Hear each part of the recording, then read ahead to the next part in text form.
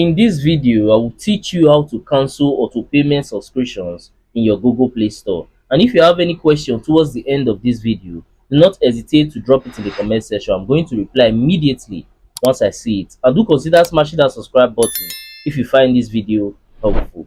Alright, let's get right to it. Now, simply start by opening your Play Store app. Once your app is open, you're going to see this profile icon at the top right corner, so click on it. Once you click on that, select payments and subscriptions, then select subscriptions.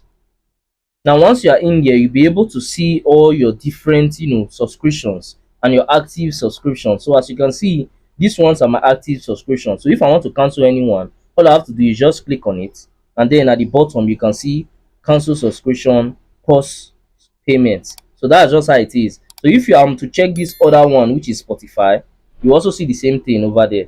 You can see cancel subscription. So whenever you need to cancel any subscription that you have actually paid for before, you can actually do that through this section. And also, if you ever need to resubscribe to any other app that you have been using before, you can come here. As you can see, you can also resubscribe to those applications. So it's quite easy to do.